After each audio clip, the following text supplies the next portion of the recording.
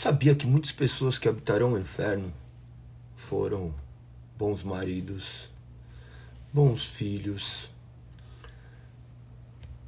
uma pessoa que não cometeu adultério, uma pessoa honesta, porque a eternidade não está atrelada ao que você foi meramente, moralmente aqui na terra, e sim sobre aquilo que foi feito na cruz do Calvário. Ou você creu que Cristo morreu pelos seus pecados, ou não. Não é porque você apresenta essas características que eu acabei de mencionar, que não significa que você não precisa de um Redentor e um Salvador. Mesmo porque isso daí são coisas meramente aparentes, do quais não refletem a dureza e a maldade do nosso coração. Bom dia a todos. Vamos hoje entrar em um assunto do qual é de extrema necessidade para os dias de hoje.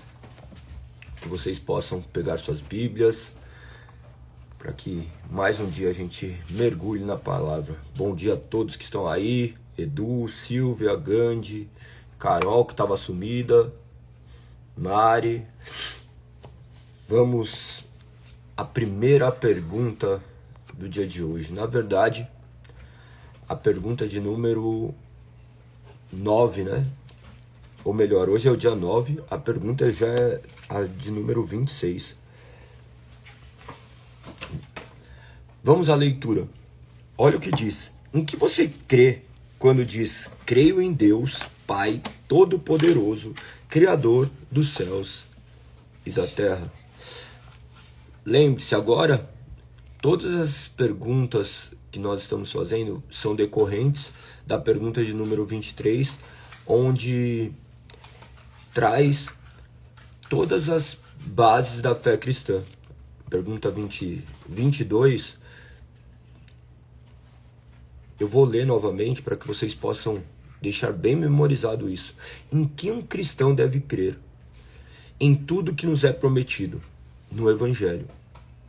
O credo apostólico é a confissão da nossa fé cristã universal e indubitável. Apresenta um resumo disso. Ou seja, nós vamos agora mergulhar no resumo desses 12 artigos que foram estabelecidos por intermédio do credo apostólico, de forma que isso sirva de alicerce para que nossa fé esteja firmado naquilo que a palavra diz e não naquilo que nós meramente queremos acreditar.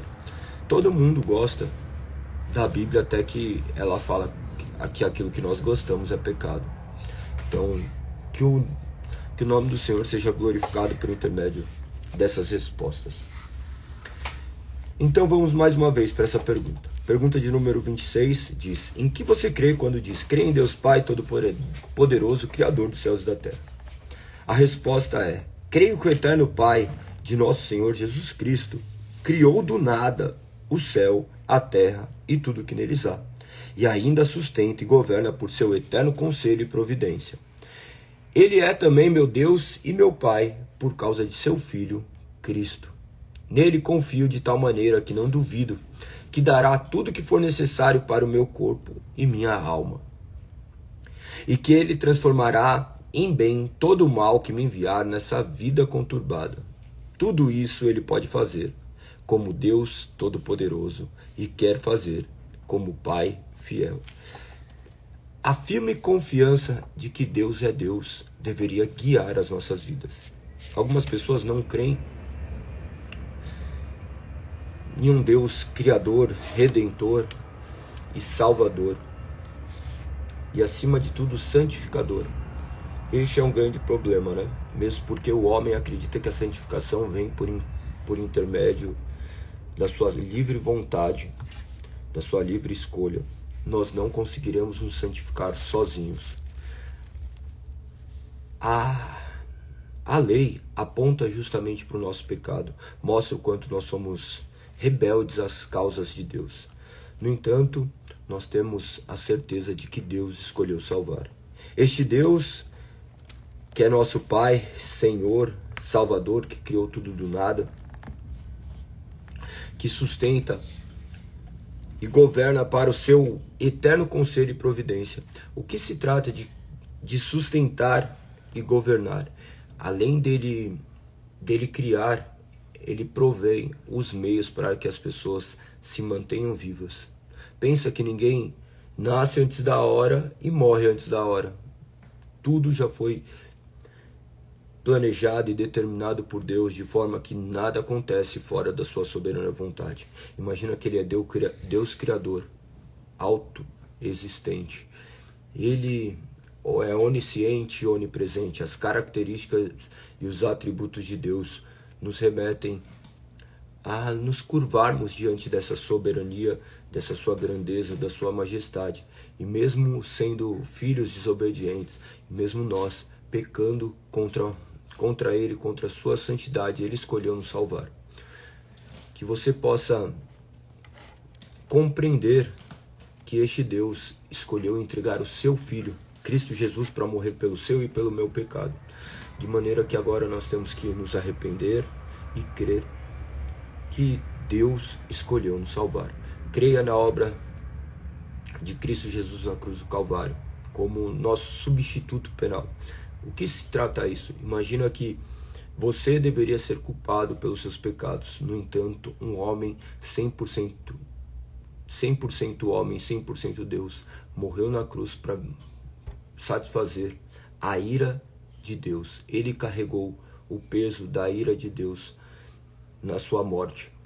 Aquela morte que você deveria morrer, que eu deveria morrer.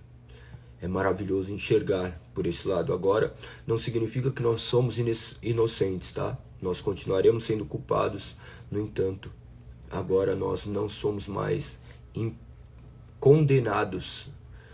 Condenados, nós não pagaremos o preço do qual os nossos pecados merecem. Embora condenados, agora nós estamos livres da pena eterna, porque Cristo sofreu as dores por nós. E isso faz com que a gente viva vidas diferentes, vidas transformadas, confiando naquele que nos criou. Agora você vive uma vida de generosidade, uma vida de gratidão, uma vida de obediência. Isso tudo é fruto do que o Espírito fez em você e faz eternamente. Eternamente não, né? Continuamente, até que Ele venha. Que você possa continuar meditando na palavra, lendo. Depois eu compartilharei ali na lista de transmissão. Creio que muitos de vocês já têm o Catecismo de Heidelberg.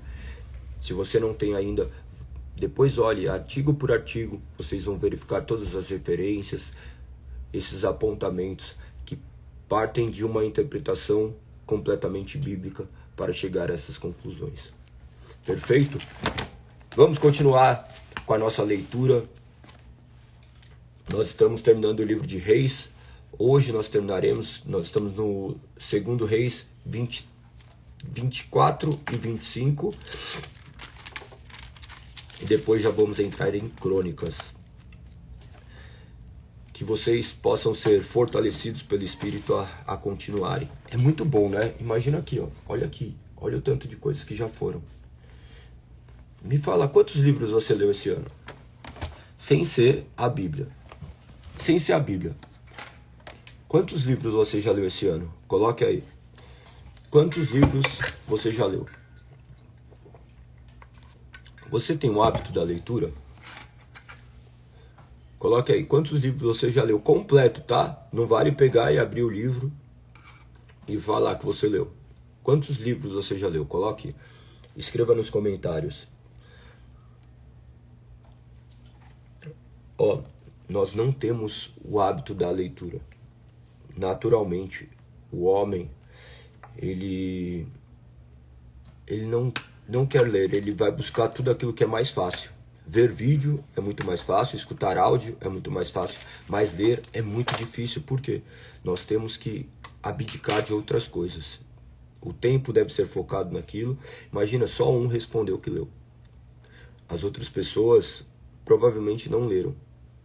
Tá? É muito provavelmente. A média de leitura de livros para o povo brasileiro é menos de um livro por pessoa, tá? Por ano. Se for olhar na vida inteira também, esse número não fica muito diferente. Então, estatisticamente, nós somos um país que não lê, nós somos um país que não detém conhecimento. Isso é fruto justamente do pensamento que foi formado dentro de nós. Por isso que nós somos escravizados diariamente por redes sociais, por tudo aquilo que nos cerca, por não termos conhecimento.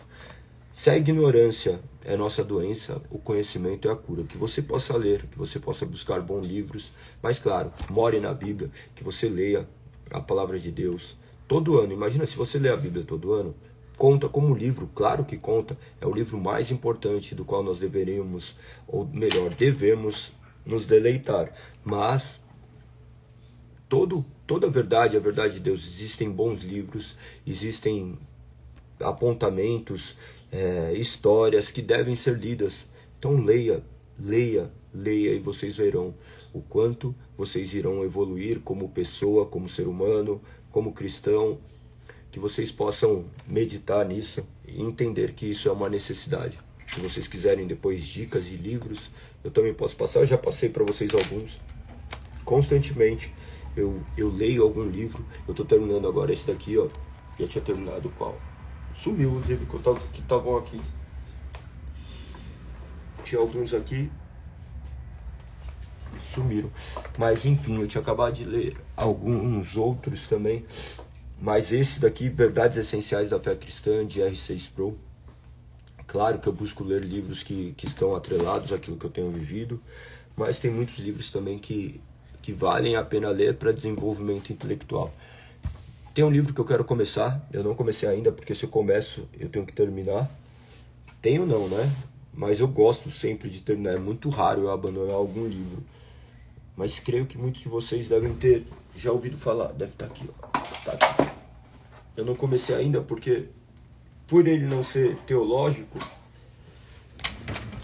ó, eu li ele quando eu devia ter uns 16 anos, 17. Vocês já ouviram falar do Mundo de Sofia? É muito legal, é muito legal. E eu quero reler. Mas é um livro de 600 páginas, né? 560 páginas. Então, é uma longa leitura. Peguem livros que sejam interessantes para que vocês se desenvolvam cada vez mais. Claro que sem deixar de fazer a leitura da Bíblia. Galego, eu não tenho tempo. Não, você tem tempo. Você não usa seu tempo para ler. Essa é a realidade. Pensa que com 30 minutos você lê os 4 capítulos. 30 minutos você lê pelo menos ali umas 6, 7 páginas. Já é mais do que suficiente. Mais cedo ou mais tarde você vai terminar. Pensa que pequenos passos te levam longe. Que vocês sejam estimulados a cada vez mais ler. Lembre-se que tudo isso que aconteceu aqui, que nós estamos lendo agora no capítulo 24 e 25, é fruto justamente de uma leitura. Galego, como assim? De onde você está tirando isso? Que isso é fruto de uma leitura? Sim, é fruto de uma leitura. As pessoas estavam esquecidas, eles tinham abdicado daquilo que eles deveriam viver justamente porque se esqueceram. E como eles se lembraram na medida de que Ilquias encontra o livro da lei no templo do Senhor e lê. E tudo isso causa uma revolução. A revolução vem justamente pelo conhecimento e pela leitura. Pela leitura principalmente pela leitura da palavra. Aquela leitura que reforma o nosso ser, que mostra e direciona as nossas atitudes. Então, essa reforma que foi aplicada ali por Josias sofre impacto até hoje. Pense que a palavra deve ser o seu objeto de estudo e o guia para os seus passos. Eu sei que você gosta de ler algumas frases curtas, mas isso por vezes não te mostrará todos os fundamentos. Então tente entender o fundamento das coisas, que com certeza a sua vida se desenvolverá de maneira gigantesca. O capítulo 24, agora nós estamos no reinado de Jeoaquim. Então você vai observar que o Senhor envia um bando de saqueadores babilônicos sírios, moabitas, amonitas contra o reino de Judá para destruí-lo, que nem ele já havia anunciado por meio de seus profetas. Olha que interessante, o Senhor envia. Abram lá no capítulo 24 e olhem com seus próprios olhos o verso 2. Está escrito: o Senhor enviou bandos de saqueadores babilônicos. Olha a soberania divina, Deus enviando e aqueles homens sendo responsáveis também por invadir. São dois aspectos que nós não podemos desassociar, mas nós vemos tudo sob a perspectiva da soberania divina. Então, o Senhor envia esse bando de saqueadores para emitir o juízo de Deus, do qual ele já havia profetizado. Ele sabia, por óbvio, que o homem agiria conforme age, o homem inclinado sempre para o mal. Somente mediante o agir do Espírito que nós poderemos ser conduzidos de uma forma que o nome dele seja glorificado. Você já tinha visto isso? Você já tinha lido sobre esses aspectos aqui? Olha o verso 3. Essas desgraças aconteceram a Judá por ordem do Senhor. Ele havia resolvido expulsar Judá de sua presença por causa dos muitos pecados de Manassés, que havia enchido Jerusalém de sangue inocente. O Senhor não perdoou esse pecado. Ou seja, tudo isso é consequência da desobediência do homem. Que nós sejamos obedientes, que nós não venhamos a viver vida de completa desobediência. A desobediência gera marcas em nossas vidas. Creio que você já deve ter sido desobediente em algo e você deve sofrer até hoje o preço das consequências. O homem, ele não pensa segundo a palavra de Deus, ele pensa segundo as suas próprias inclinações. Por isso que nós devemos conhecer a palavra de Deus. Hoje nós vemos relacionamentos começarem e terminarem. Cada dia mais isso daí se torna comum. Pensa que até um tempo atrás a família ainda era defendida, até mesmo por lei. O adultério era considerado até crime, né? Até crime. Isso daí a legislação preconizava coisas a respeito. Hoje já não mais. Hoje facilitam cada vez mais o divórcio.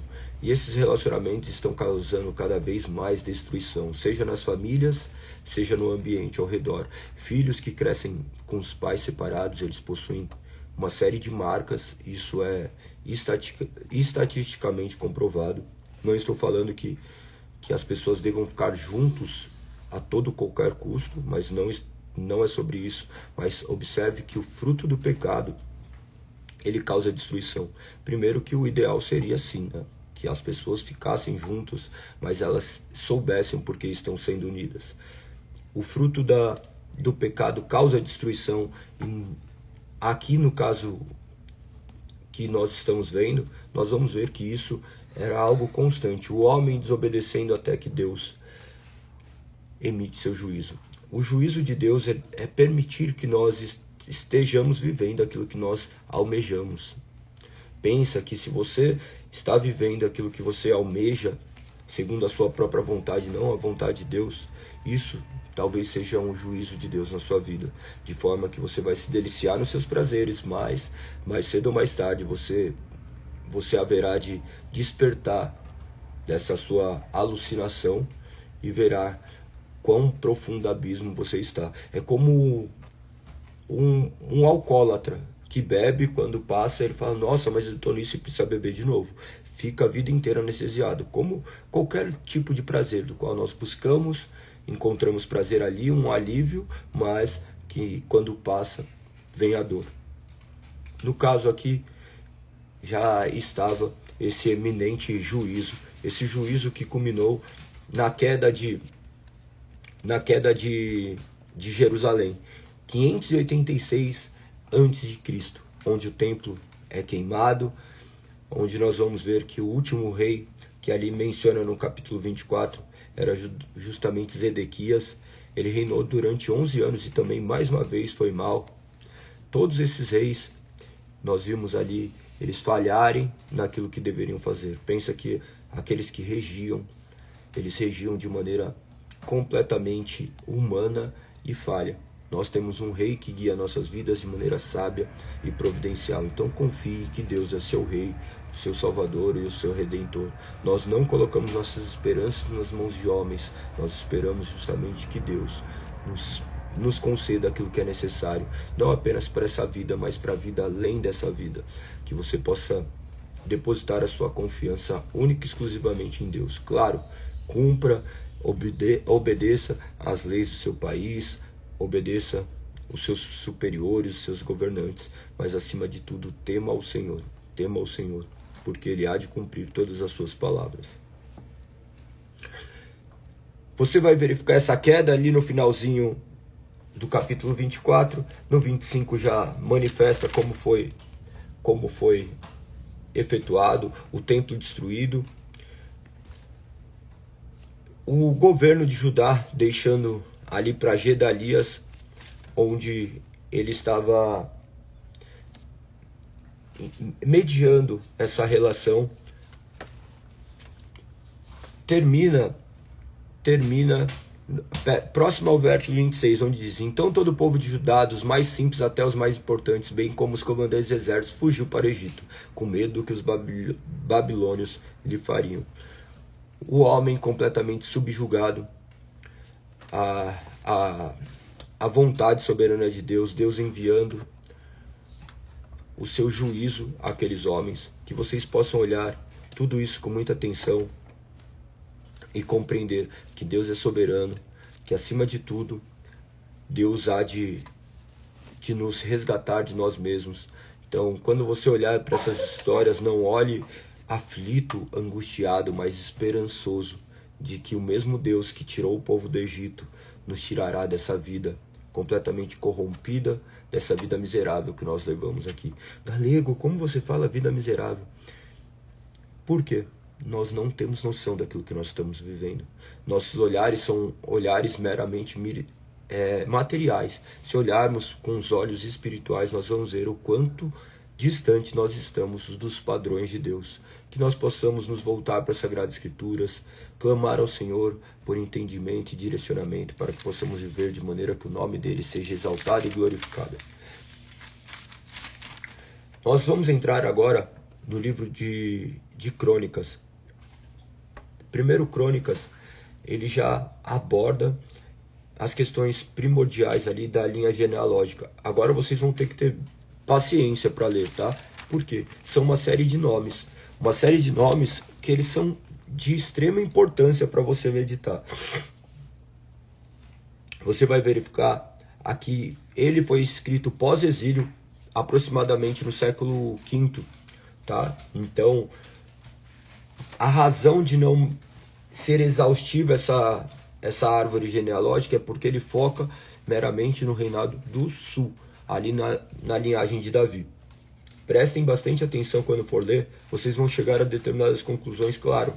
Creio que a grande maioria não vai fazer isso. Vão simplesmente passar os olhos, tentar associar um nome ao outro. E é normal, tá? Pensa que tem mais de 2.600 personagens bíblicos. Eu não sei exatamente quantos tem. Creio que alguém já deva ter. Eu já busquei informações e era aproximadamente isso. Mas deve ter gente que pesquisou exatamente quantos nomes são citados. Mas observe que às vezes nós vamos criar confusões. E é muito interessante saber, às vezes, esses nomes, quem são. Eu mesmo, algumas coisas não sabia. Eu lendo, fiquei muito tempo agora meditando ontem sobre isso, em determinados nomes, quem eram, da onde tinham vindo. E cheguei a conclusões que olhei, falei assim, nossa, eu nem sabia quem era. E são pessoas que foram ali preponderantes na história da Bíblia, mas nós não conseguíamos fazer essa linha cruzada para ver quem de fato era. O primeiro capítulo, então, vocês vão ver ali a linhagem de Adão, daí vai, depois seguindo para os seus filhos, Sem, Cã e Jafé, depois os descendentes de Isaac. Aqui, no verso 38, você já vai verificar que vem os povos de Edom, que são os edomitas. Edom sempre é igual a Esaú. Para você entender isso, daí você vai ter que voltar em Gênesis 36:8 para enxergar essa realidade. Observe que Deus já havia conhecido e nomeado esses povos, eles mesmos fora da aliança, eles estavam ali sob a providência divina, Deus criador e soberano sobre todas as coisas. No capítulo 2, ele já vai começar com os descendentes de Israel, os filhos de Israel. Israel, que é quem? Jacó, né? Espero que vocês consigam enxergar essas nomenclaturas. Por vezes Israel é usado para Jacó, por vezes Israel é utilizado por povo. Então, essas leituras, às vezes vocês vão falar, nossa, é difícil, mas é hábito, pensa que é hábito. Como eu disse, eu já li dezenas de vezes a Bíblia e agora que eu fui descobrir algo que eu não notava. Olha como que é a nossa ignorância. Então, não fique preocupado quanto a isso, tá? Não fique preocupado quanto a isso. Claro que você tenha o máximo de atenção para ler, mas determinados assuntos vão saltar aos seus olhos na medida do tempo que vocês vão ter que se desenvolver. A intenção não é que essa leitura que vocês estão fazendo aqui anual seja uma leitura para a vida inteira, mas uma leitura durante a vida inteira. Durante a vida inteira nós faremos essa leitura para que possamos amadurecer. Claro, não sei se eu vou fazer live, quanto tempo eu vou fazer, mas a intenção é simplesmente compartilhar com vocês aquilo que eu tenho plena convicção que vai gerar mudança na sua vida. Fala, filhão. É porque eu queria pintar isso. Cadê sua... Ai, é muito. Ai, aqui eu tô esperando você acabar a live pra você pintar junto. Ah, tá bom.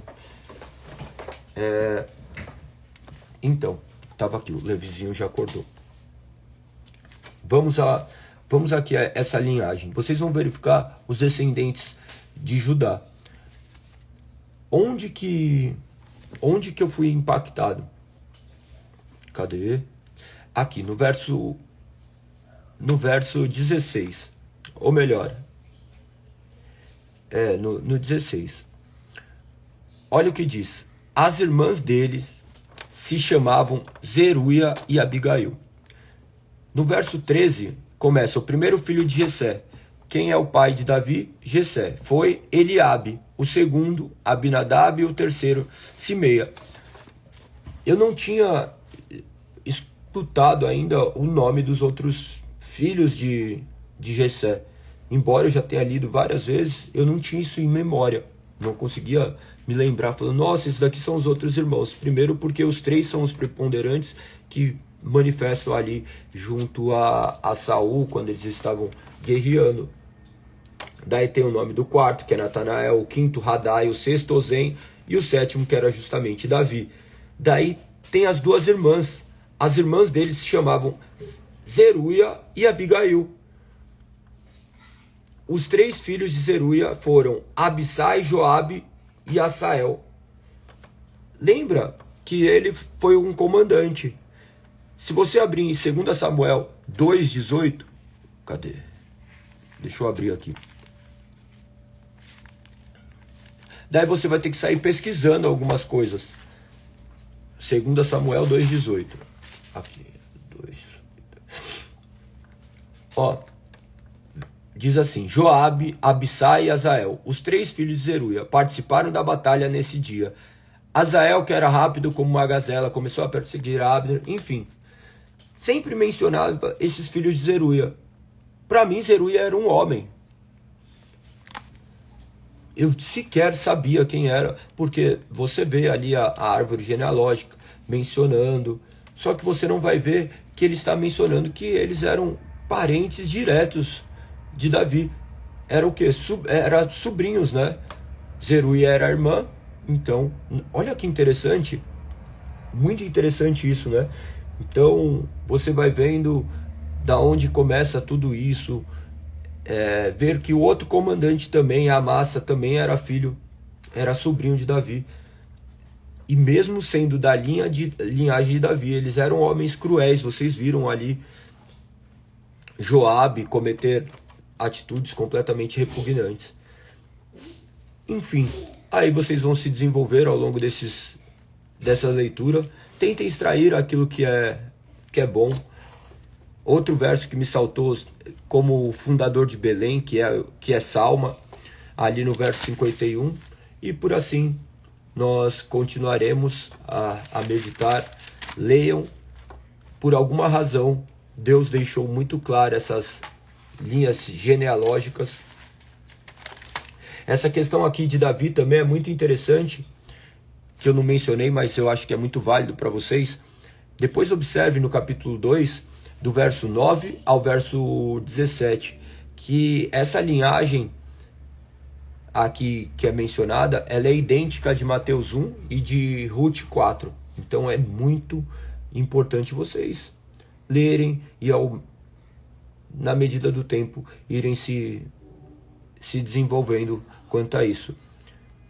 Outra questão que eu não mencionei, porque tem muitas questões que são interessantes, depois eu vou falando aqui, eu tô lembrando que quando eu li, olha que interessante, no capítulo 2 ainda, o verso 4, vem, algum tempo depois, Judá teve filhos gêmeos com sua nora.